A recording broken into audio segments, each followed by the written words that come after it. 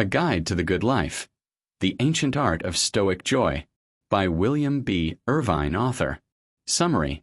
A Guide to the Good Life is a roadmap for aspiring Stoics, revealing why this ancient philosophy is useful today, what Stoicism is truly about, and showing you how to cultivate its powerful principles in your own life. This is how I've been trying to live my life for the past 2 years, and I've never been happier.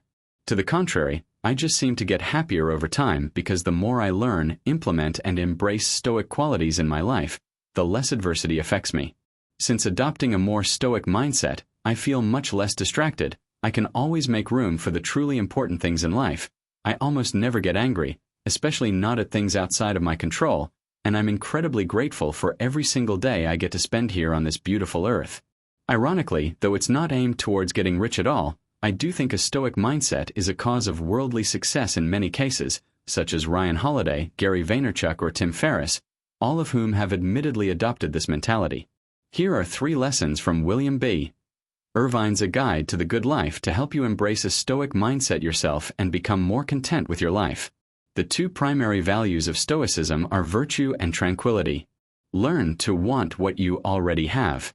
Immediately accept things that are outside of your control and focus on what you can do. Ready to step up and start practicing Stoicism? Let's go. I'm super excited to share this with you. Lesson 1. Virtue and tranquility are the highest values of a Stoic. There are 2 central themes in Stoicism, values which all Stoics strive to integrate into their lives as much as possible. Those 2 goals are virtue, tranquility. Chances are you don't really know what these mean, or if you do, you think of the wrong thing. For example, virtue might be defined as having high moral standards, and therefore make you think only monks, priests, and Mother Teresa are good examples of virtuous people. But virtue in a Stoic sense is more about living a life that's aligned with your own set of values. Synonyms of the word are goodness, honesty, righteousness, dignity, integrity, trustworthiness, decency, and merit, for example, which all rely on you doing what you say and saying what you do. In the same vein, tranquility is not about napping a lot or being lazy.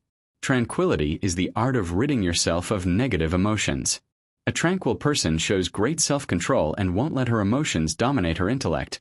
For example, by staying calm in a traffic jam, because she knows getting angry at traffic is useless. Lesson 2. Learn to want what you already have to be more grateful by using negative visualization. One of the worst yet most common vicious cycle we get stuck in, especially in the Western world, is the hedonic treadmill.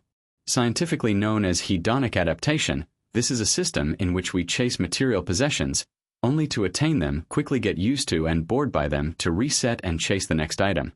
A tranquil and virtuous person knows she must break out of the cycle, and Stoics have one major way of doing so: learning to want the things we already have and appreciating the things in our life. The more you want what you have as compared to having what you want, the happier you'll be.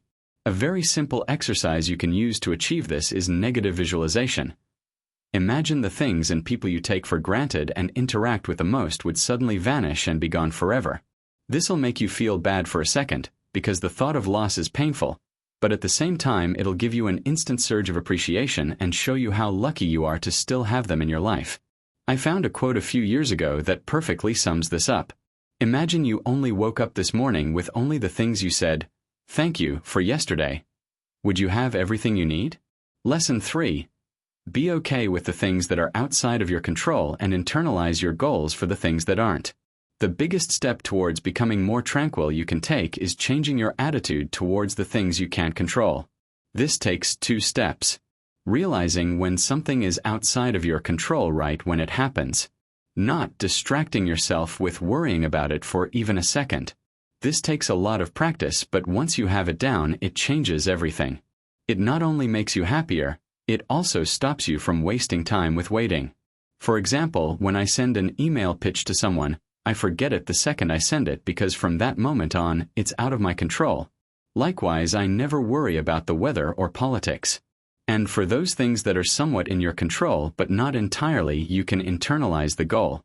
For example, of course you want to get good grades or win when you enter a competition, but other people have a say in this too.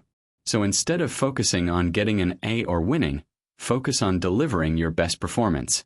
This will not only actually make you perform better, but you also won't feel crushed if you don't achieve your goal, because it wasn't entirely up to you to reach it.